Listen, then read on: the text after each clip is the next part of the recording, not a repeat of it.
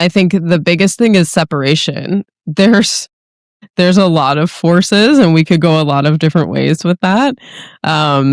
But it is really to keep us in separation from ourselves, which is what we were talking about earlier, right? Not being in union with all of you, which is how you come into that divine union with God and source and the universe, and then each other. So if we're constantly being said, like, look over here, look what this person's doing, you're outsourcing your energy constantly.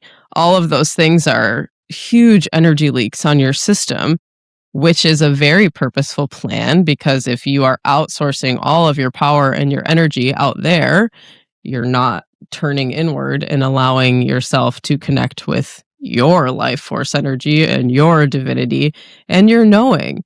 And this happens, again, there are the powers, I like to say the powers that were, right? Because the light has already won.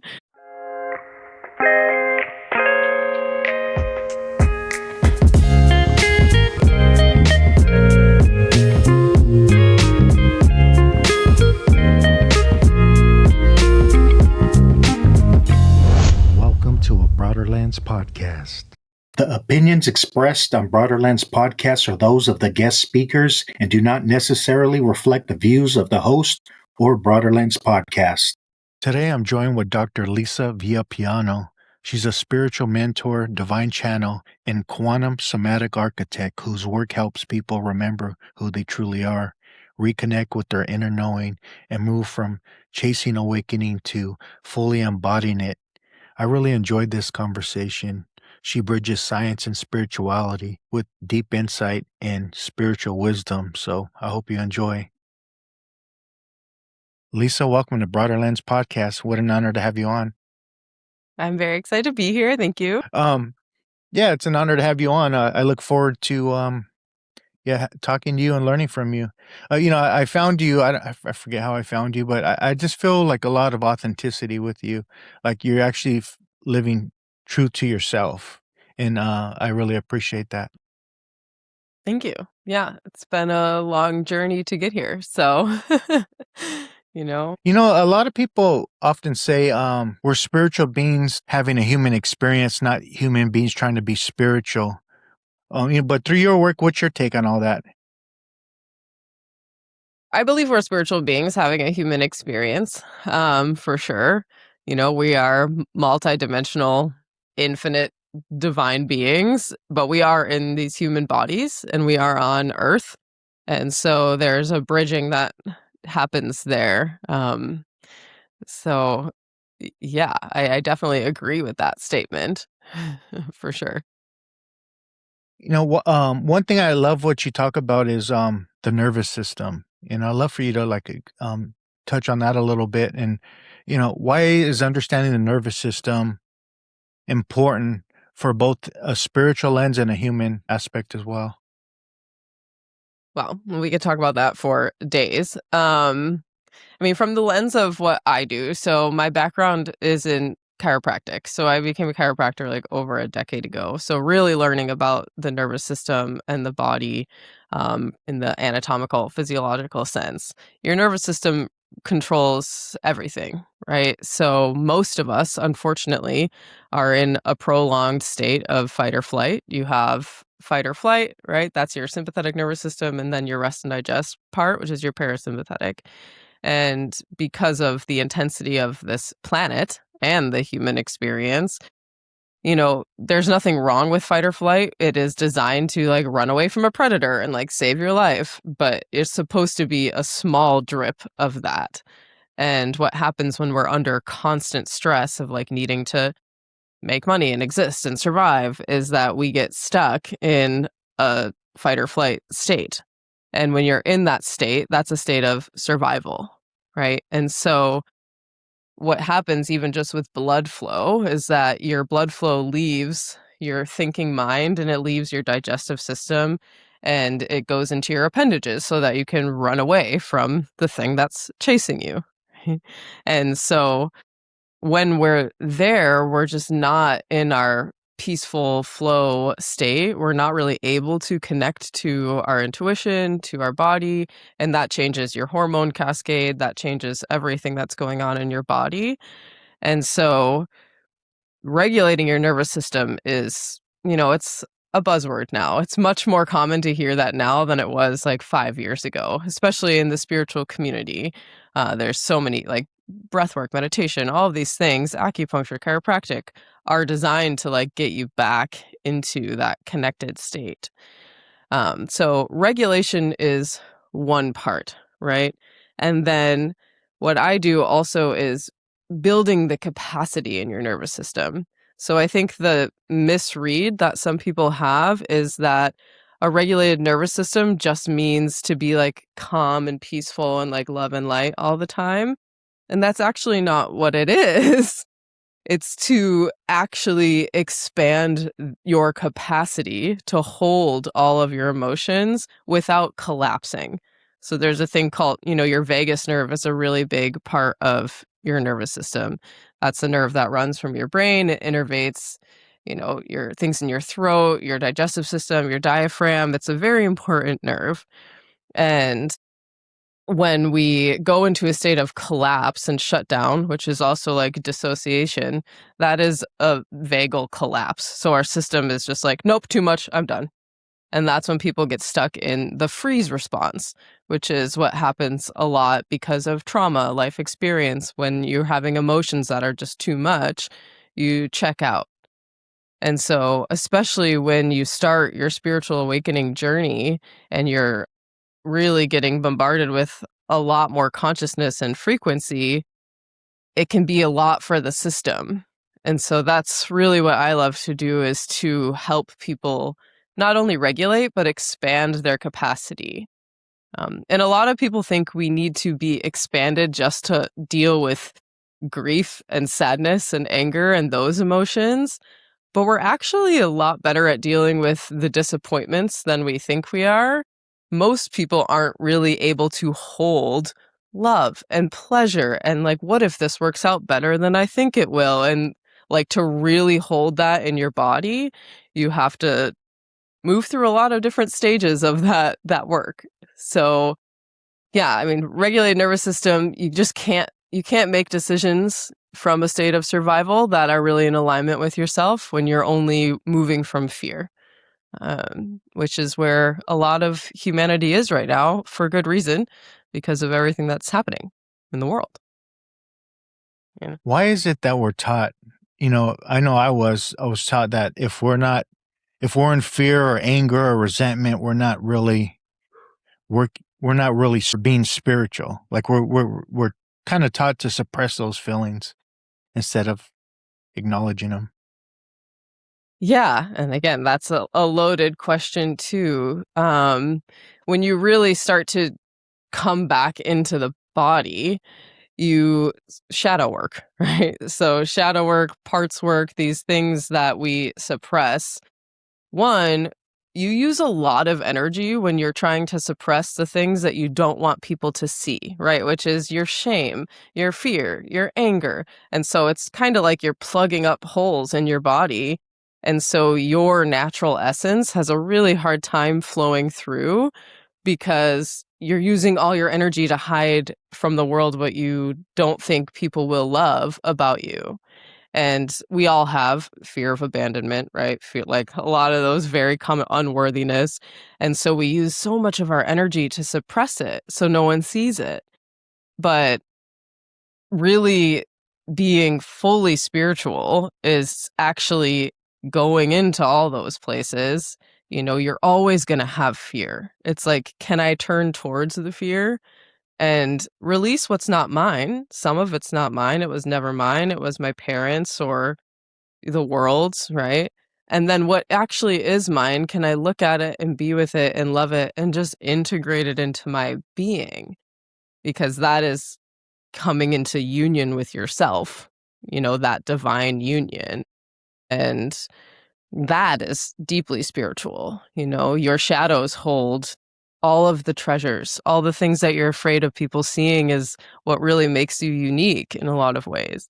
But there are a lot of levels of, before we started, we were talking about the ego. The ego is not bad. The ego is great. The ego makes us do things that we want to do in this world. But there are deaths that need to happen for the ego, right? There are things that need to be released and transmuted. And that's where the high vibe comes in, right? You don't want to sit in these emotions. The thing is to look at them, to be with them, and to build the capacity to hold them without them subconsciously just running the show and sabotaging things that you do actually want.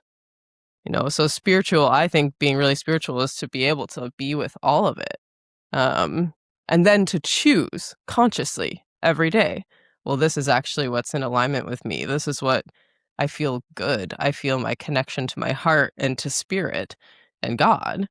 And so I'm going to play in this lane because it feels a lot better. But I know all that stuff's there and it's there to protect me. It's there for a good reason. And I don't need to hate it or hide it anymore. But I don't need to live in it either. Does that make sense? Makes a lot of sense. So what happens to someone that doesn't acknowledge any of this and they just they have all these trapped emotions, this trapped energy within the body? Do you believe that's a key component to creating disease later in adulthood? Absolutely. Even from my personal experience, the reason I do what I do is because of the journey that it took me to get here. And I was very dissociated from myself as a teenager, constantly. I was always very sensitive, right? And when you are a sensitive child, you kind of learn to like, oh, this isn't safe, this isn't safe, this isn't safe, because the world is really intense. And so I'm going to just shove this down and shove this down. And when we keep doing that, I think that's the source of all disease, actually. Like, disease is just dis-ease in the body. That's all that word means. And what we are aiming for, whether it's with good or bad emotions, is ease. Ease in like the flow of your energy, ease in your blood flow, ease in your lymphatic system, ease in your digestion, right? And so any dis-ease is something getting in the way of that flow as it is meant to happen through your body. Yeah, I used to be a really angry person. I used to have all of these things that I was not looking at. And that's when I know you have experience with this. You start drinking a lot and doing other things and eating, as a tool to make yourself feel better, just putting band-aids on it. And then all of that stuff, of course, can cause health problems as well. And so it's really multifaceted. But yes, I fully agree that is why so many people are sick, because we're just taught to suppress everything. And our energy does not want to be suppressed. It's like you can't keep your life force in a tiny box and expect to be like a thriving human being. Doesn't work that way. Do you believe everyone having this human experience is going to experience some form of trauma? And trauma's like a trendy word now, but might be traumatizing for me may not be traumatizing for you, et cetera, et cetera. Do you feel that? Because I use that word, I used to use that word sometimes in the 12-step community, and they didn't like that word, right?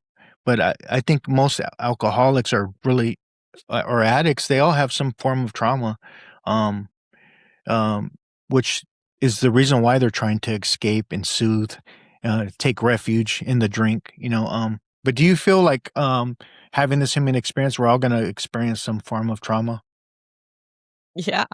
I mean, from the moment we're born, we leave like the gooey, safe, warm womb, and we just like come out into like lights and someone like spanking us to make sure we're alive. And like, Yeah, like yeah. that, the birth process is like very traumatic. And the thing that I find, I've found with myself and with a lot of all my clients, you don't have to have like a capital T trauma, like the outward abuse or anything that was like, oh my God, how did you live through that? And sometimes it's actually more challenging to enter the healing space when you have a low grade, constant, dysregulated state, Like maybe a parent just wasn't seeing you or wasn't hearing you, and or a relationship that wasn't necessarily like super abusive, but it was toxic in its own way. And just the process of, you know, unbecoming everything that we are taught to be from a young age through school or religion or whatever the thing is somewhat traumatic. But again, that's kind of why we're here. Yeah. And so, yeah, trauma is a huge spectrum, but yeah, no, for sure. And I love what you brought up because those small T traumas are really important to look at because they can gather up. And not only Mhm, do they gather up, they can create the inner critic unconsciously and they can fog up your window of perception. What does Wayne Dyer say? A hostile person lives in a hostile world. A loving person mhm, lives in a loving world. Same world, and it could affect my worldview and how I look at myself and others. I like what Dispenza says. My personality creates my personal reality. It's so true. mhm. Yeah, and it makes it a lot harder because we start gaslighting ourselves. Like, if you didn't grow up on the streets with no money, again, with like big T traumas, you're like, well, I should be okay. And that's the story a lot of people give themselves. Like, it could be so much worse. I should be fine. Why do I feel like this? And that can stop some people from really doing the healing work because they're like, well, I should be fine. And it doesn't matter. Like, you feel the way you feel, and all of your experience is really valid, and no one's ever going to understand it except for you. Like, it's so subjective. But I think that is a huge, huge thing for people, is that idea of like, well, I should feel better than this because I didn't X, Y, or Z, and yeah, I think it's a thing that happens to a lot of people. I'd love to ask you how intelligent our mind and body is, because I've heard you talk about how intelligent our body is, but can we block ourselves from that intelligence within ourselves? Because a lot of times in religion, you'll hear in Christianity, for an example, the flesh, like the flesh is a bad thing. Or I hear it in 12-step rooms as well, that same kind of attitude, mentality. How important is for us to acknowledge our mind? How intelligent is our mind and body? I mean, your mind and body is the perfect divine design, right? We are like these bodies, what I always say, like, this is your instrument of consciousness. And we really are like the bridge between heaven and earth. And that is knowing that your body is meant to be the interface for all of your consciousness, right? And the thing that happens that starts to like kind of dilute that or make it challenging, like, one, your channel, right? So everyone is a channel, everyone has a channel, that's just your central line. But most people's channels are like very narrow and clogged with life experience before you start to really open yourself up and kind of clear all the crap that's in the way. You're not really able to receive. So this is your antenna, but your antenna is like junked up and really narrow. And so it's not functioning the way that maybe it can. So that can be challenging. Also, the aspects of the mind, right? The subconscious mind, conscious mind, all of the old programming, limiting beliefs, when you constantly have all that static going on in your mind, you're not really able to just feel your sensations, to like see and feel and know what is true. And the idea of sin, even, right, is just really like turning away from your truth. And that's something we can get into that if you want. But like, since you mentioned, the religious indoctrination and things like that, um, Now you're we, sinning. You're yeah, sinning. and it's like It's this, like this, this thing.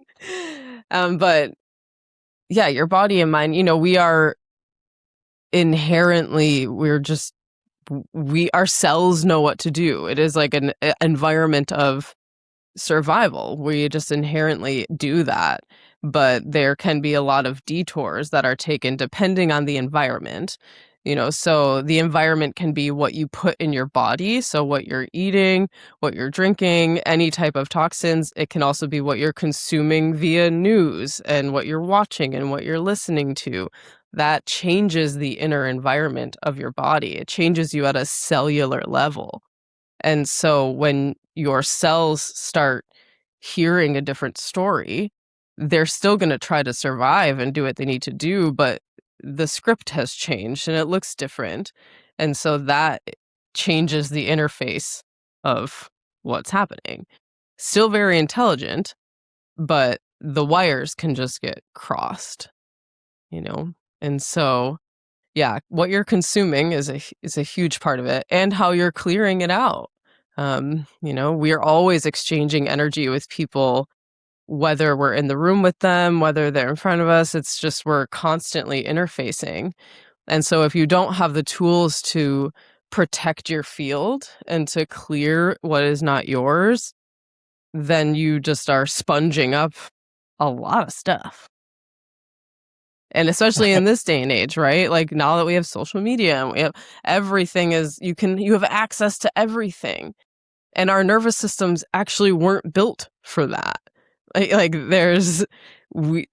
Before all of the exposure that we have, the world's always been in pain. All this stuff's always been going on. But now something happens and we see it and we see it and we see it. And it's just like an overload to your system. And that's a lot for the human body to handle. And so people that don't have the tools are really just, there's so much going on in the system at all times that of course it's challenging to like recenter and regulate yourself in the midst of that. I've heard you talk about energies that try to keep us in fear, like these other energies. What are these other energies? You hear the saying, make America healthy again, right? But I haven't heard one politician, whether it's the right or left side, and I don't get caught up in that because I care about people as a whole. I don't hear anyone talking about the news, how much fear they're feeding our minds, what kind of mental diet we're getting fed, whether they call themselves Democrats or Republicans, or just people as a whole living in America. Every time you look at the news, there's something negative, how much that affects our mind and body. And I don't think people are aware of that, but I don't see anyone pointing to that or trying to unify us because, Bruce Lipton says something beautiful in his book, Biology of Belief. And he talks about how love and fear have two different effects on the mind and body. One creates health, the other one creates disease. That one creates unity, the other one creates disunity. And we all know what happens when you live in unity or disunity, or fear and hate versus love and understanding. I don't know. Do you believe there's energy? What are those energies that are trying to keep us in fear? Do you believe? Well, first of all, I love Bruce Lipton. I saw him speak at a chiropractic conference years and years ago, and watching him speak live is very cool. He's just like a little Einstein. He talks so fast, and he's dope. a very, very cool guy. But you said it. I mean, I think the biggest thing is separation. There's a lot of forces, and we could go a lot of different ways with that. But it is really to keep us in separation from ourselves, which is what we were talking about earlier, right? Not being in union with all of you, which is how you come into that divine union with God and source and the universe, and then each other. So if we're constantly being said, like, look over here, look what this person's doing, you're outsourcing your energy constantly. All of those things are huge energy leaks on your system, which is a very purposeful plan, because if you are outsourcing all of your power and your energy out there, you're not turning inward and allowing yourself to connect with your life force energy and your divinity and your knowing. And this happens, again, there are the powers, I like to say the powers that were, right? Because the light has already won. But that goes all the way from, reptilian energy and those ideas. And we can get into that if you want to. I didn't know how deep you want to get into Calm this down. answer. I love David Icke, by the way, and people think he's crazy. I love it all. And I've seen it, being a channel, I've seen reptilians. I've seen these energies, and that goes way, way back, right? They were on this planet first, and they have been for a very long time. Humans were initially created as some type of slave-like energy, and there's very specific rules that have been made, right? So the reptilians, again, I don't want to get too far into this, but Love the it. Galactic Federation, right? The different energies that kind of help. It seems like you're like, okay, yeah, we're good. To create what was meant to happen on this planet. As soon as human beings were here, we were also here with reptilians and the Anunnaki, right? There were different energies that were here with us in the beginning. A lot of them were asked to leave, and they did leave, but a lot of the reptilians stayed. They were like, nope, it's our planet. We're here. We're doing it. And then there were certain rules put into place around free will and manipulation of humans. And so, to my understanding, which is how things are kind of run today, that energy can never directly make you do anything. It is all the subliminal messaging, all of the subconscious things, the Illuminati, all of these things. They have to expose themselves in a certain way because those are the rules. So there's the different symbols and the different rituals and different things that you will see if you're paying attention. But so they, even if it's songs from a certain artist or from a certain whoever, there are certain things that have to be disclosed in some way. And then if a human chooses to consume that, they're just agreeing to it. So they're kind of bypassing direct communication in order to become a part of the psyche. Because it's well, you agreed to this by watching this thing, by listening to this thing, with your own free will. So they're not allowed to directly inhibit our free will, but it is everywhere. And if you are not awake and if you're not paying attention,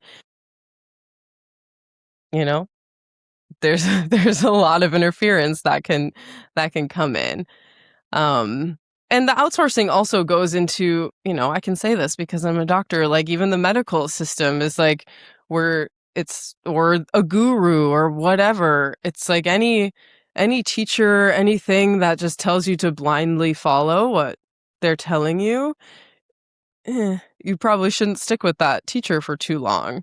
And that's where the dogma comes in. And what I'm all about teaching people is I don't want you to need me. I want to give you the tools that you need to hear yourself so that you choose whether it's right for you or it's not.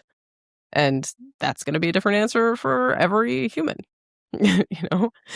But yeah, there are a lot of forces right now, and they're turned up right now because we're really peeking into we're in the Great Awakening. This is it. This is the time that we've all agreed to come here for. Even us reluctant souls were all right, I'm going to go back down for this one because it's going to be really good. And it's intense. And the illumination of all of these things that haven't been working for a long time is happening. And those forces are getting exposed. And that's why everything does seem so scary and intense right now. And we're just at the next couple of years, it's going to be the peak of the breakdown and the exposure. And those forces are already really not happy because they're trying everything that they can to hold on to power. So it's a long answer, but No, I love it. Do you think that is what we're living through right now? Do you think that's where we're conditioned to say we can't talk about religion and politics because those are perfect instruments for mind control? I never thought about it, but yeah. And there are, again, it's a fine line. It's what I was starting to say before, and then I got lost in reptilians, is the idea of just that idea of separation, right? It's because you are a different background than me, or you're a man and I'm a woman, or we speak this like whatever. It's feeding into the separation to make people not unified, because they know if we're unified, we are unstoppable. And that unity has to be in here in every human, and it also then can be in the entire world. But as long as we're fighting each other, as long as this person over here is doing this, or there's a war on this, or there's people disagreeing over COVID or whatever it is, all of these things that are given are like, maybe they'll feed into separation with this. Maybe maybe this will cause more separation and more fear, right? Because what makes you really afraid is when you feel alone, when you feel like no one understands you, when you feel like you're not safe to go outside, like you're not safe to speak. That is terrifying. And that's what happens to people. And so you go more and more into separation, which also makes you go more into separation with yourself. But yes, oneness. I love how you said that right now, because that's what I get. Like, I have those visuals inside me where I could feel these entities or energies or beings. Like, they know what buttons to press, and they need you to be in a groupthink mentality. That way it's easier to control you. They don't want you to be sovereign or have authenticity. It's like the greatest, really the greatest minority in today's world is authenticity, in my opinion.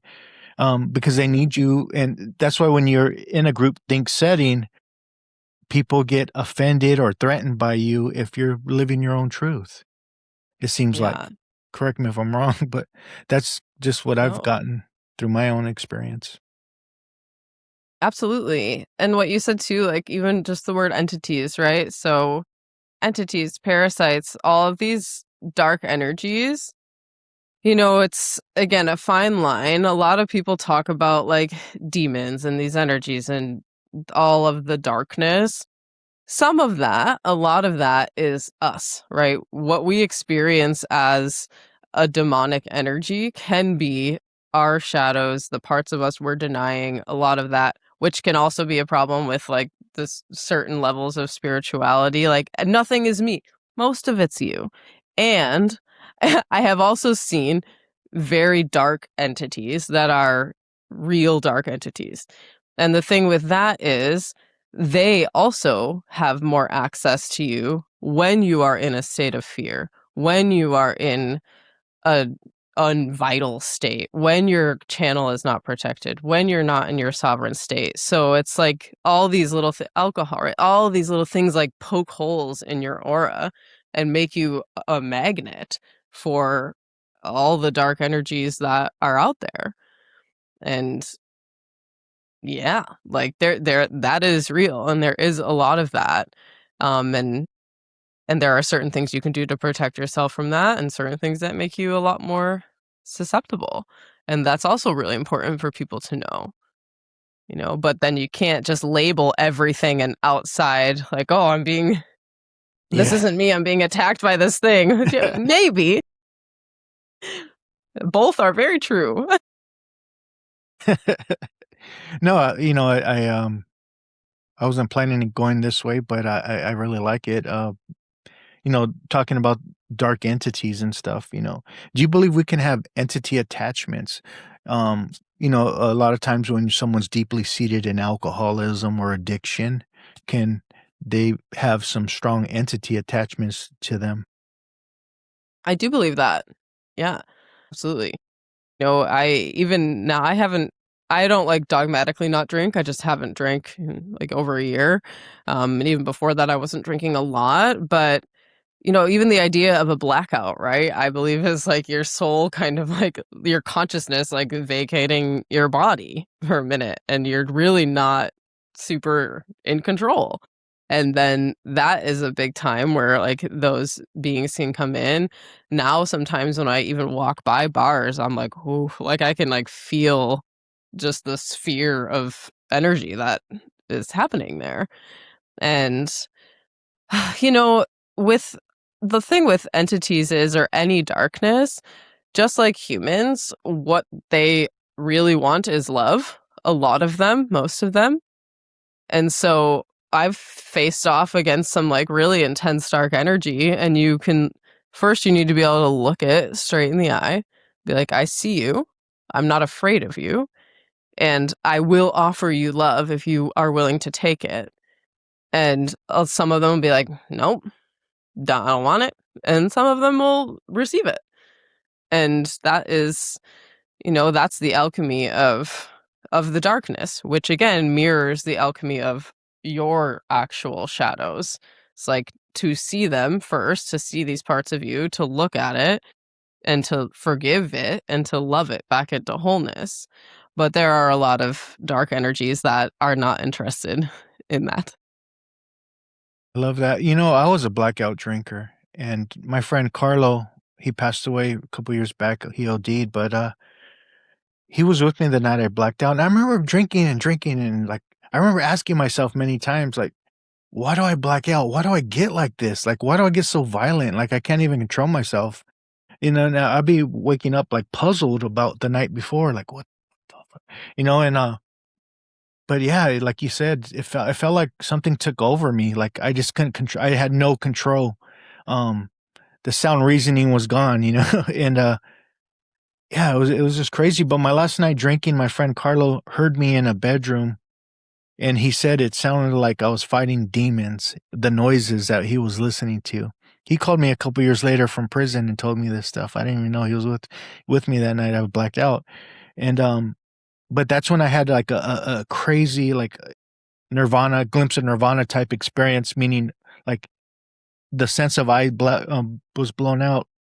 I was in a state of nothingness, and then I came back in fear and stuff. But when I came back, when I snapped out of that, I had a whole different. I had a shift in consciousness. I was like, it was almost like I was a different person from that experience. But I was in a lot of pain. I was in a lot of suffering. But yeah, he talked about hearing like demons and stuff. Like he's like so scared he left. He left me alone to deal with whatever I was going through. Yeah. Wow, yeah. I'm so curious as to what, if you remember, like what that night was. Was that a specific event that was emotionally charged, or was it just kind of like a standard night of life? Yeah, it was just a normal another night, and I already had a lot of stuff going on in life. Burned a lot of bridges, lost a lot of friends, couldn't control my drinking. I was getting in a lot of trouble. And the only three things, there's only three things to look up for in my life at that time was to get zipped up, locked up, or sobered up. And unconsciously, I found the 12-step community, and they taught me how to live on a spiritual basis. And then eventually I moved on from that because I think I grew out of it, and because I started to offend people in my shares on how I looked at things. But I respected that, and I was grateful for that movement, the 12-step community, because they taught me how to live on a spiritual basis. And then I moved on, following my own truth. Yeah. Beautiful. Yeah. To go back to what you were saying, just in both of what we have been talking about. So if you have a lot of unintegrated trauma or parts of yourself, if you're that intoxicated or, whatever the case may be, that the hinges are kind of off, those parts of you, right? This is a reason why people tend to be like really reactive if they haven't done a lot of this integration work, is because, your nervous system is like a glass with water in it. And if it's really full, it takes barely anything to like drip it over. And so like being quick to anger, being quick to sadness, like whatever it is, there's nothing wrong with those emotions, but all those parts of you are just waiting for you to like put down your guard to be like, I can come out now, And so when we're in that state of blackout, you're just like, all of it can be at the surface, which is why people have breakthroughs and like love each other more when they're drinking too, is because like the guard is down a little bit, and that can be, your inner demons just being like, well, now we get to have a party because no one's stopping us. And we've been waiting here to be seen and heard. And now we're going to take this opportunity. And that's a big reason why some people get in fights so much when they're in that state, is because there's something that's always fighting in them that is like, please express this energy. And it just finally comes up to the surface when some layer of us goes away. That's And my so take many on it. fights. It's crazy. I used to say I've been in more fights than Oscar De La Hoya. And I'm joking, but there's truth to that. I've been in a lot. Like, it was crazy. Like, they say hurt people hurt people. Like, I just didn't love myself. So how can I love thy neighbor? If I don't love myself, and yeah, it's crazy. Caused a lot of chaos, and a lot of my friends growing up seen it. It's like, whoa. But man, totally different person these days. It's like night and Yeah. day. And it's crazy. You brought up, doing that integration, integrating things and really doing that inner work. And it's pretty cool to see it in myself now when I couldn't before. And you see those emotional reactions. I still get those a little bit, not nowhere near as much, but to see them being reduced over the years, throughout the years. Because it seems like the more aware you become of your emotional reactions or triggers or whatever you want to call them, the more aware you become of them and start to acknowledge them and become more accountable on, the less they start to dissolve. I don't know. That's been my experience. Yeah, absolutely. It's again like there's all these little boxes in your body, right? These little rooms where this trauma lives and this energy lives and all this lives. And when you start to do embodiment work and you start to do your consciousness work, you just go into the little room, breathe into, like, give it space. And again, release what is not yours, what you no longer need, and then allow the rest of it to like be integrated into your body, because it feels like energy vibrating against wall, right? When you feel that like anxiety or you feel that thing coming up, it is like chaotic energy. And it is that way because it's trapped. But as soon as you start to be with it and expand the walls that that energy is in, like you just give it space. And then it's not, like you said, it's not running the show anymore. It's not something that is, here's this like contraction, right? A big thing that I've worked with myself, and this is the body and the soul and the energy, is we're just constantly in a state of like bracing and contraction, and that can be from an actual trauma, right? Or that can just be from little layers that we've put on of protection. And when we're contracted physically like that, right, our breath is contracted. We're just not able to fully even let our breath move through our body. Then your tissues, right, your blood flow, like everything physically and spiritually starts to change. And so softening to yourself, right, softening your body, allowing yourself to just be whew, postured to receive, right, is a very different state of being. And then you mentioned Joe Dispenza earlier, right? One of the things that he teaches is like, before you have the story, before you go back into that old programming, your body physiologically does something that will signal you that that's about to happen. And his book, I've told so many people, Breaking the Habit of Being Yourself, I read in like Love that one. 2012, changed my Yeah. life. That was like my first spiritual awakening year. And that's what he teaches. It's like becoming really aware of the physiological signaling that your body does before the rest of it starts. For me, it was clenching my jaw. And like, it doesn't have to be a full grind, but like that 5% of like, and once I started noticing it, I was like, holy crap, I'm doing this constant all throughout the day. I'm just like trigger, trigger, tighten, tighten, tighten. And when you start to notice that, it's pretty wild when you're noticing like, oh my gosh, my body is shutting down so many times throughout the day and I'm going unconscious. I'm going unconscious. I'm going unconscious. And so that book is really a beautiful place for people to start to do this type of work for sure. I don't know how I got there, but we got there. No, it's perfect. I remember one day there became a period where I started to like my intuition enhanced and I started to see things a little deeper, right? So I started to question what I was being fed in the 12-step program. And I'm like, well, this doesn't align. Is this old science?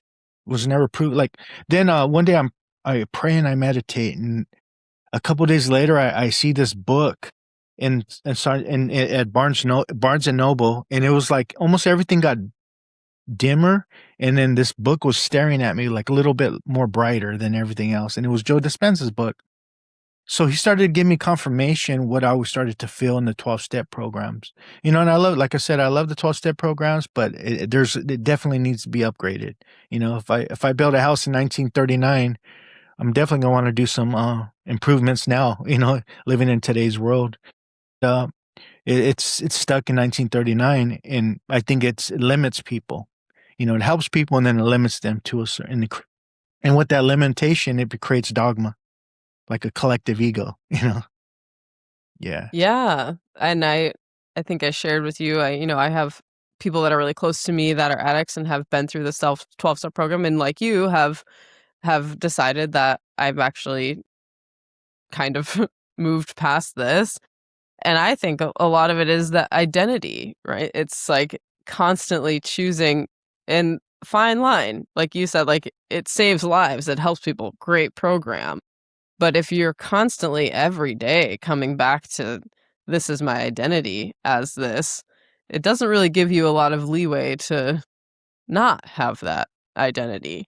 And identity work is key. Whatever you identify as, like your ego, your mind, your nervous system will do anything that it can do to maintain your identity, to keep you alive. Whether that is, I forget who used this example. I think it's Tony Robbins, actually. Like people that are trying to quit smoking is like, well, I'm a smoker, but I'm quitting smoking. But as long as you're like holding the identity of like, I'm a smoker, then you're going to do whatever you can do to like go back to that. And I do a ton of identity work with my clients, because if you're not choosing, what you are going to identify as, then you're unconsciously just taking on the identity of whatever you've either fallen into or whatever somebody at a really young age was like, you're good at this. This is a big part of who you are. And then we just like keep it. We're like, okay, I'm the type of person that does this. And yeah, it's pretty wild, like people don't do identity inventories maybe ever I in their love life. I love that identity inventories. That's awesome. I felt like in my awakenings, different times, those identities started to dissolve. That's why I like the saying, "Blessed are the pure in heart." Um, become more pure in heart when those identities fall. Yes, we do need some form of identity because we're still having the human experience, but you're not holding them all tightly. There would be a time where I would fight someone if they said "F the Raiders," because it was so ingrained in me, so deeply connected to me. But I started to see that in the 12-step program. I am an alcoholic. That's how you identify. Whoa, that's like a spell, and that's another identity that becomes really egotistical and dogmatic.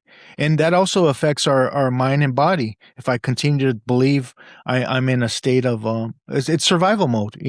Something's always wrong with me. All I have is today. What I did yesterday won't keep me sober today. Is just always like a survival sobriety like type deal, and I got to see how harmful that was for myself, and so I stopped to say I'm not going to say I'm an alcoholic over and over. And by not doing that, now you're trying to be different, you're being a bad example to the new person and whatever. I was like, okay, I gotta go.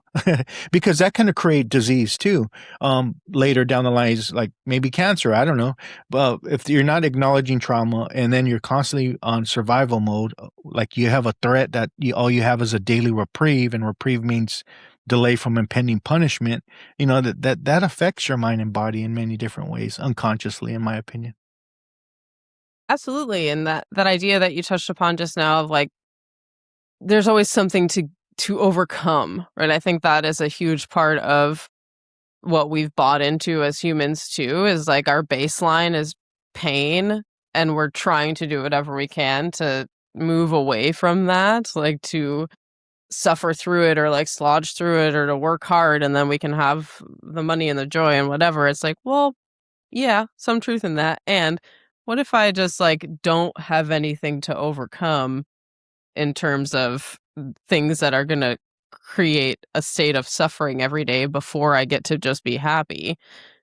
Maybe I can choose a new baseline, and some of the identities are great. Myself, I've been through so many chapters of life and chose identities and spent a lot of time and money and effort like building them up, and then had different levels of awakening and had to take a lot of time to get myself out of a box that I like very tenderly curated for myself. And I've done that a number of times in this experience. And so identities are great and they serve you for a while.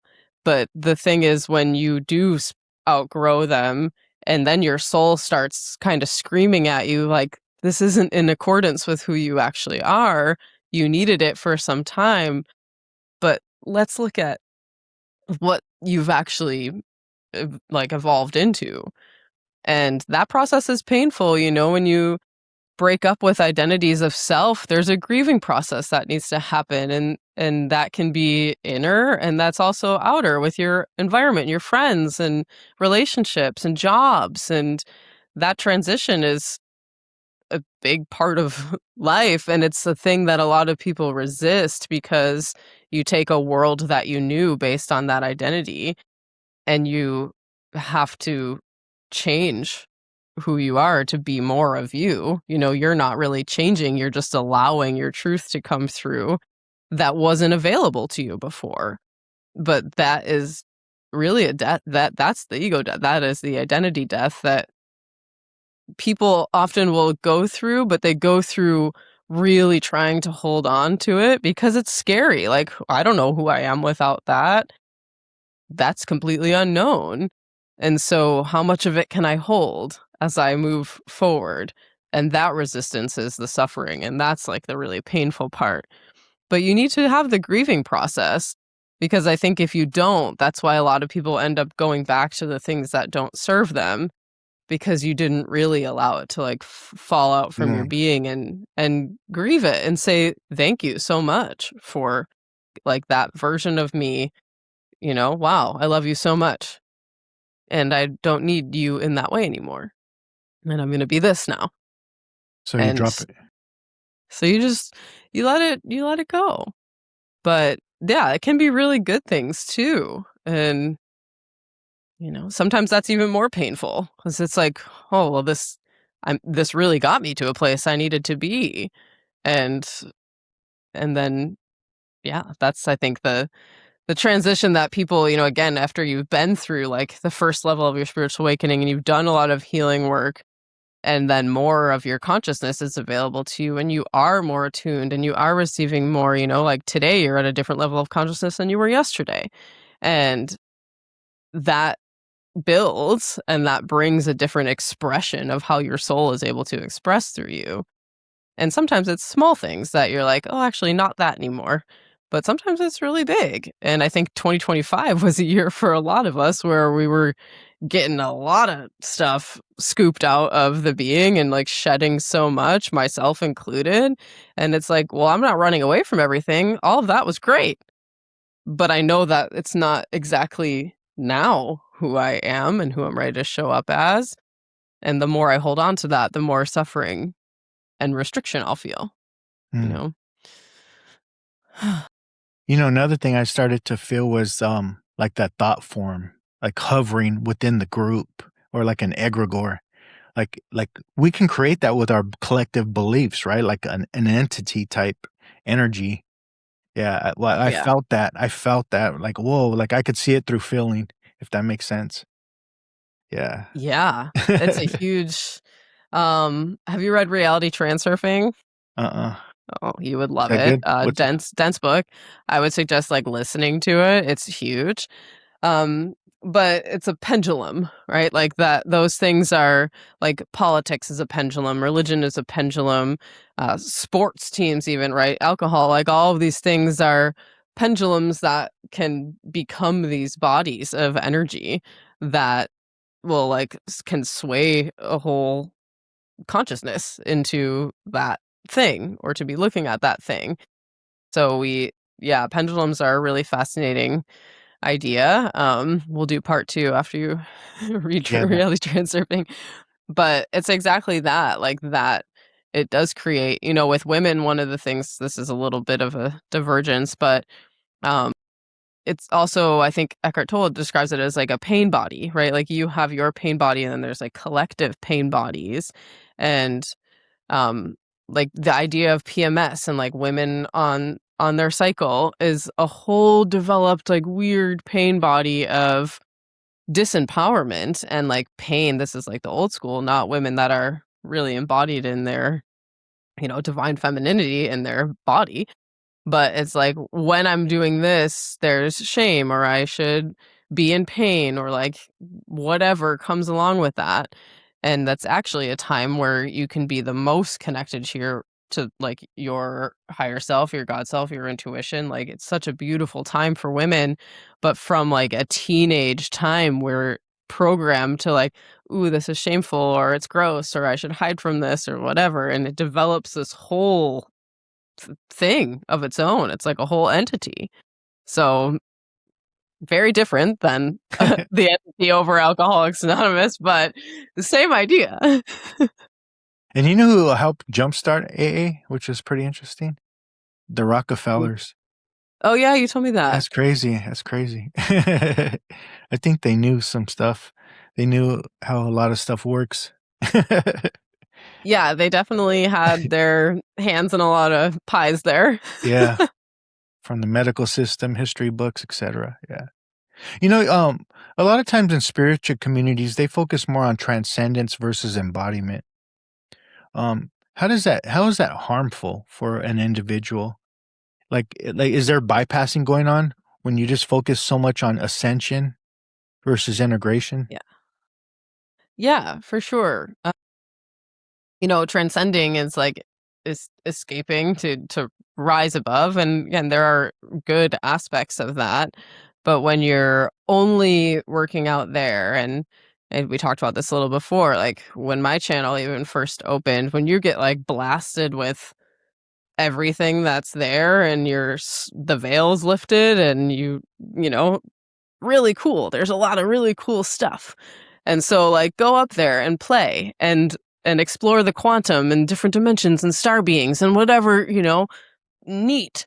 But if you're only in the ethereal place and the thoughts and meditations and outside of the body, you're not really able to bring it into your physical nature and to also like do anything with that information in an embodied way in the earth plane.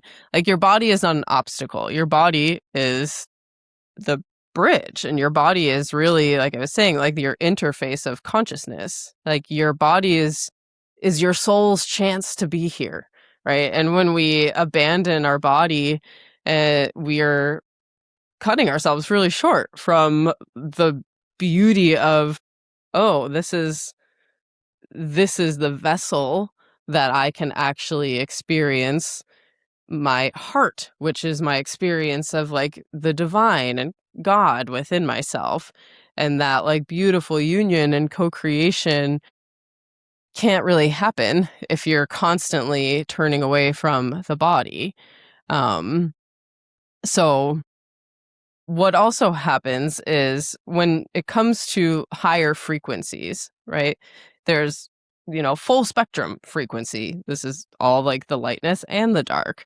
And when you first start becoming more aware of lighter frequencies, right? Which, again, extraterrestrials bridge to angels, bridge to God, right? That's all a spectrum of light. But if you're not doing the work to bring it into your body is a biological computer.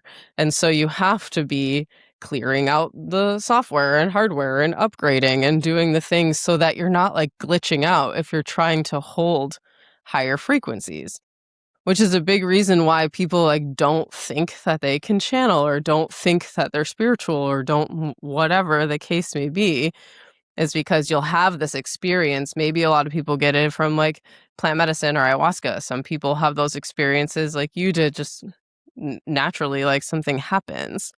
And the reason why it's hard then to integrate it is because you're not bringing it in and allowing your computer to like, oh, let me like shift this blueprint, expand here, actually take on this information so that I can hold the frequencies.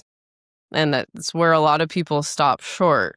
It's like the awakening is one thing.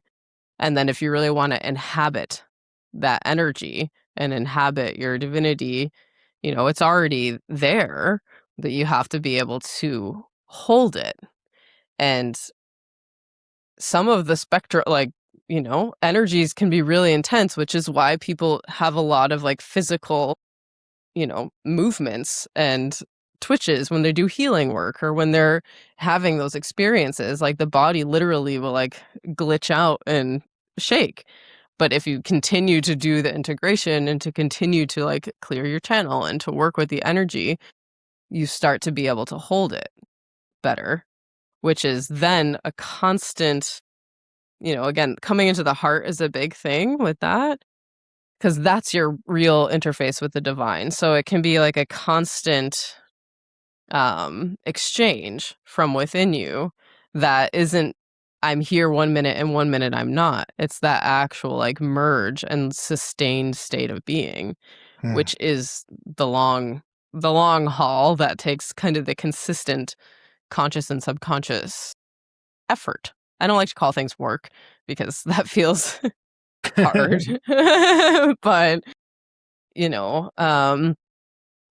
yeah, and that includes all the shadow work, all the somatic work, right? The embodiment work to be able to move through those frequencies.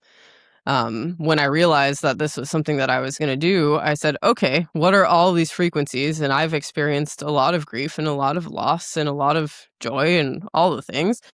And so I would pick a frequency and be like, okay, I'm going to do this session and I'm going to like live in that frequency. And I'm going to like play in it and be with it and like not be afraid of it and feel what it feels like, just for the intention of learning it.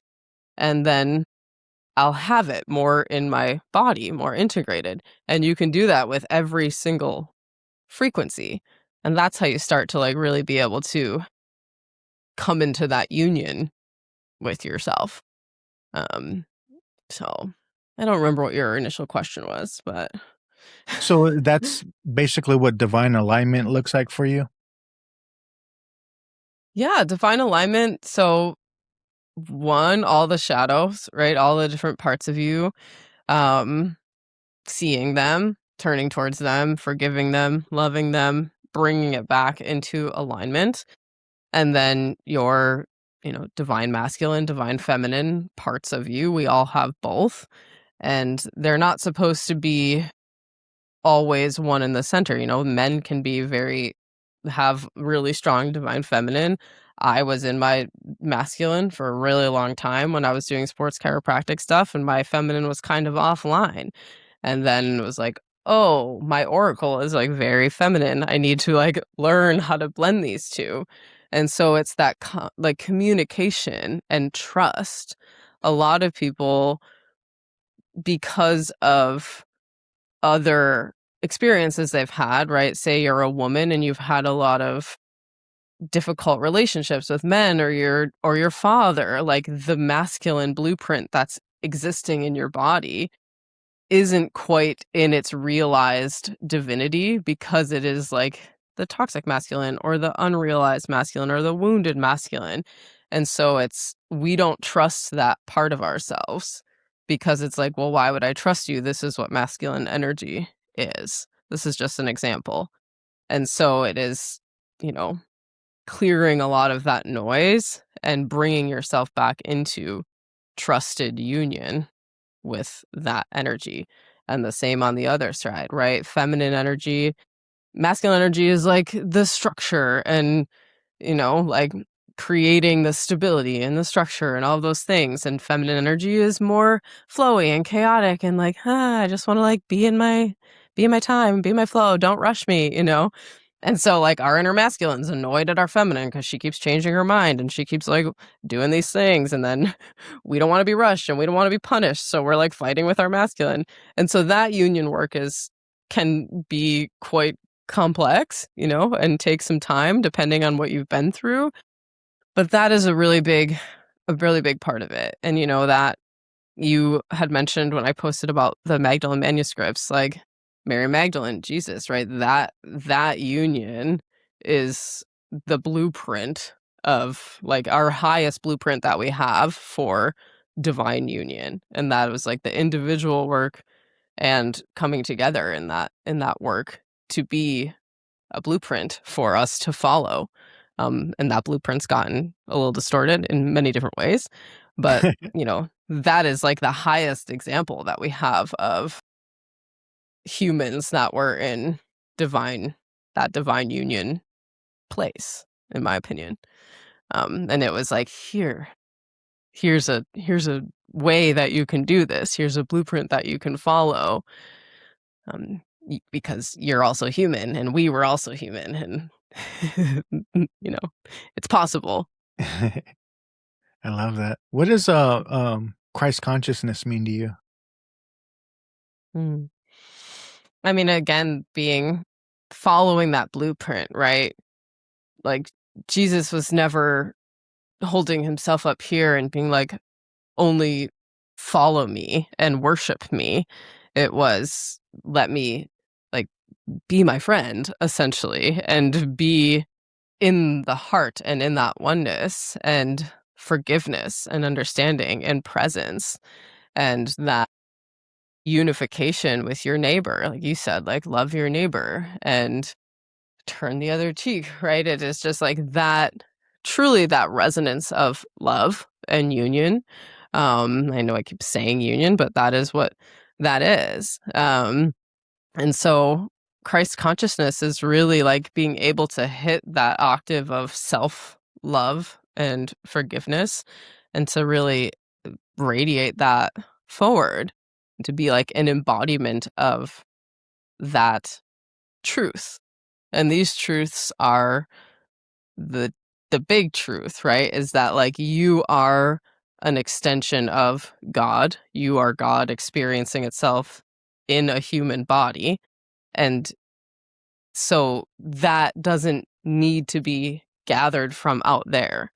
The inner work is to, like, really go all the way in to your heart and to reconnect with that essence in you, that creator in you, and that love, that unconditional love for yourself, so that that just radiates from your being. That is That that I is love that, my especially when we all experience that for ourselves. Like what you're saying has inner meaning to it all. Yeah, so I really appreciate it. Yeah, and and that's what I'm here to do more than anything else, is just help people remember who and what they really are. And it is that, like, you are a divine being, and it it's helpful to have a bridge.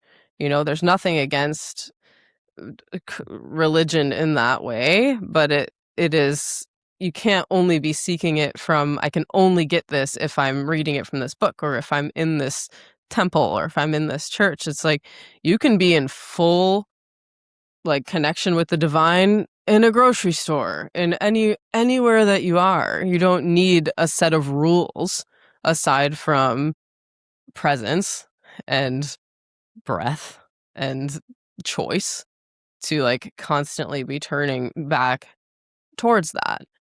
And so the biggest thing is love, the frequency of love, does conquer all.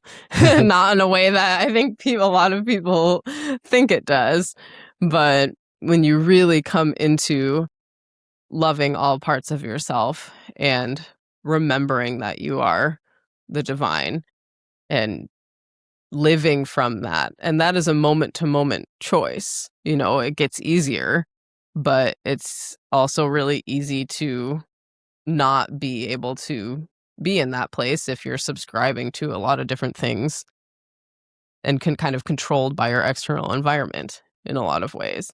And that's where the practices, having your rituals and having your practices are necessary, especially in the beginning. It's like, okay, I have this meditation, I have these things, I have this breath work, because those practices help you to get there.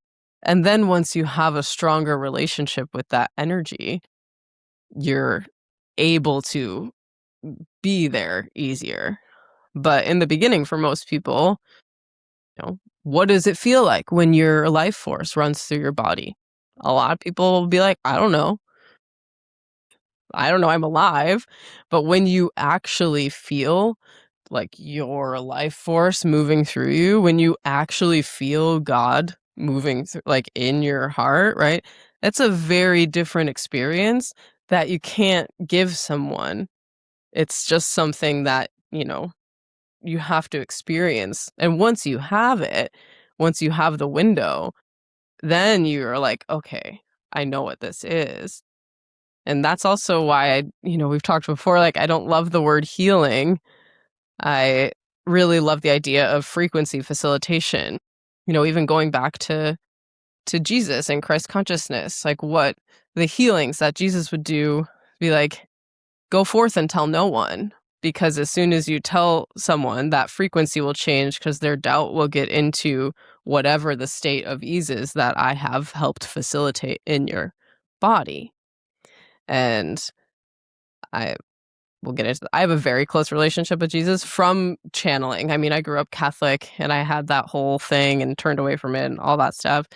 But I started channeling Jesus like probably 5 years ago and developed a really close relationship with him, where we would learn, he would teach me, help me remember different ways of doing that work. And all you're doing is like creating the frequency with someone to where they can be the version of them where that disease doesn't exist or that limitation doesn't exist. And then it's maintaining that frequency is where like the integration and the consistency comes in. But yeah, I was going to go back to your original question, but again, I forgot it. No, I appreciate that. And that's why I like the Gospel of Thomas, because Thomas means twin. And Uh-huh. when you look at those teachings, they're more empowering, which the church doesn't want you to, it's doesn't acknowledge, which is pretty interesting, because, in there, Yeshua is saying, drink from my mouth and you'll become like me. Or you too can do the things I do, even greater works than these, right? It's all about self-realization and empowerment, enlightenment and illusion versus sin and repentance as the other gospels, and I love that, Yeah, I wanted to thank you because I wrote something a while back when my grandfathers died, and you touched on it. I was listening to you the other day, and you made a video, and you're talking about soul contracts, and it's all about love. These souls come in, playing certain roles just for you to have spiritual growth or something like that. I'm paraphrasing, or that's what I heard. And I look back at my grandfathers. One was blood, the other one wasn't. But the one that wasn't was more. That's why blood is thicker than water. I threw that out the window because it's really he loved Mhm. me. He loved Mhm. me, and he showed me compassion and unconditional love. He never judged me for all the different phases of life I've been through. When the other grandpa is considered blood, and I love both of them equally, today.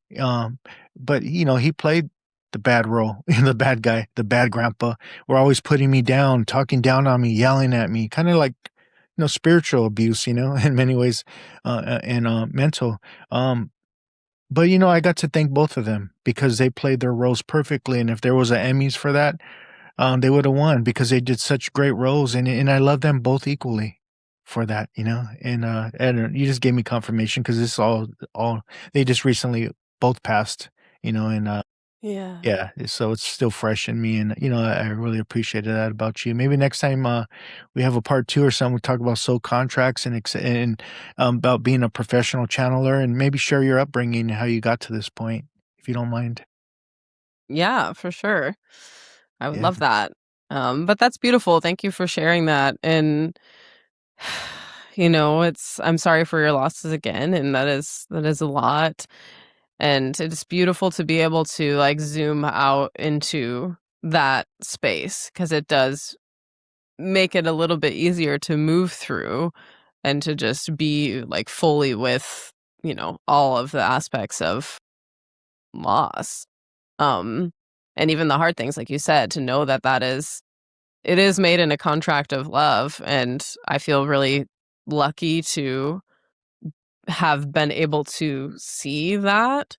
So we won't get into this now, but a big part of who I am, is something that I've moved through, but I've actually lost 4 people who were really, like, really close friends.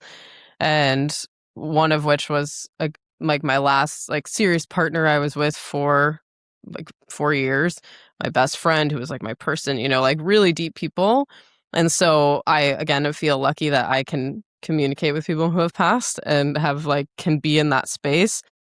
And boy, I got taken to like the creation of those contracts, and it's very cool, and it's hard to explain because it's like a fast like quantum rollout of so many things. But our souls come here to learn and master certain frequencies. And that's what the contracts are about. It's like, okay, I didn't quite get this one last time. You're going to be this mirror and this reflection of me to hold me through this experience, or to like shoot me into it, or to enjoy it with me, right? Like we're going to like have the agreement around that. And even to deal with challenging things that happen, I don't believe we choose like exactly the thing that will happen in the 3D and how it plays out, but we do choose the frequency and we choose the energy. And then that energy is brought through that contract or multiple energies. And that is, again, how contracts like complete themselves.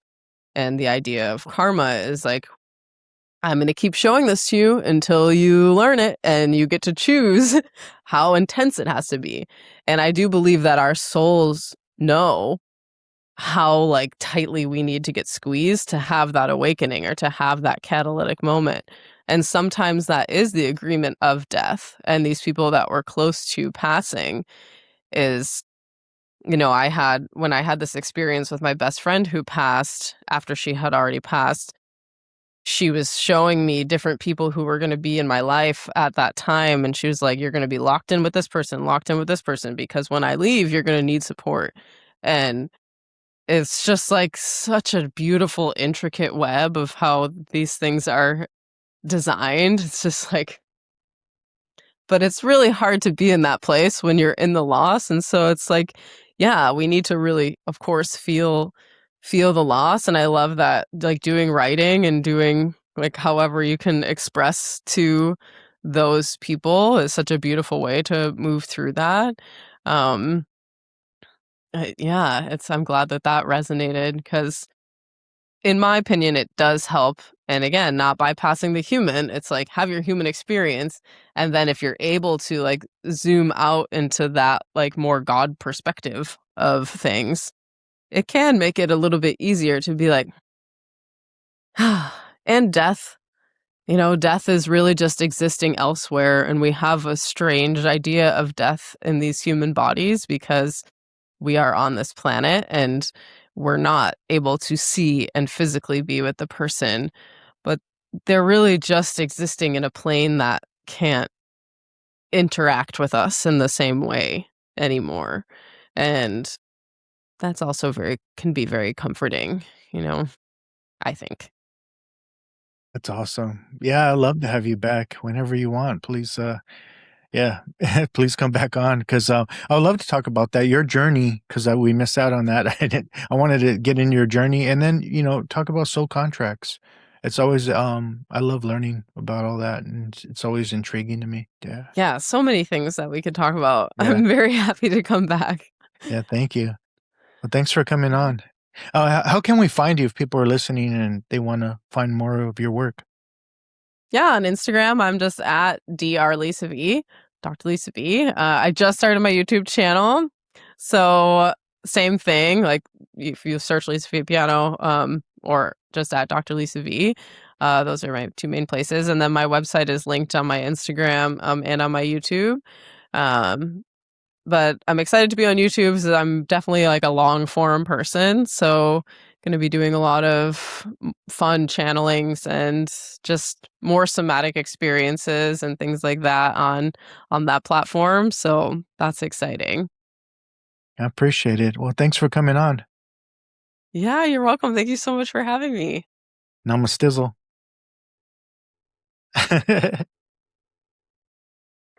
Just know we out here. Know we out here working in a major way. Had to speak on it just to make a play. Any given subject, know we make a way. Time to level up on the day-to-day. Know we out here working for the greater good. Expand your mind, broaden your lens the way you should.